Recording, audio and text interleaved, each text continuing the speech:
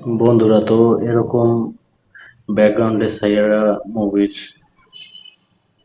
থাকা অবস্থায় যে দেখতে পাচ্ছেন আমার ফটোটা, এরকম আপনারা কিভাবে করবেন তা এই ভিডিওটা পুরোটা দেখুন। তো দেখেন আমি করতেছি। তো এখান থেকে আমরা গুগল এমনি ওপেন করব।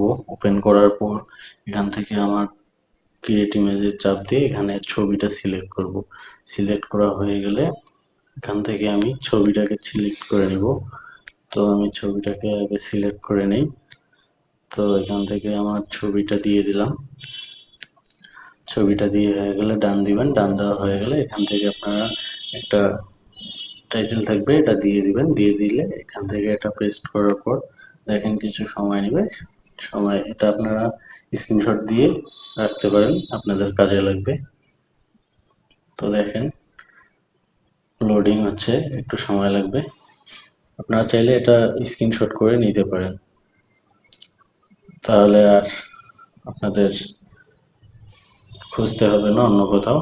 এটা স্ক্রিনশট দিয়ে রাখবেন। তো এখান থেকে দেখেন আমার ছবিটা কিন্তু চলে আসলো। তো ছবিটা আমারটা ঠিক, এটার ফেসটা ভালো না তাই এরকম আসছে, দেখেন এভাবে একটু হয়নি। তো ফেসটা ভালোভাবে ধরেনি তাই হয়নি। তো আপনারা এভাবে করবেন। ঠিক আছে বন্ধুরা।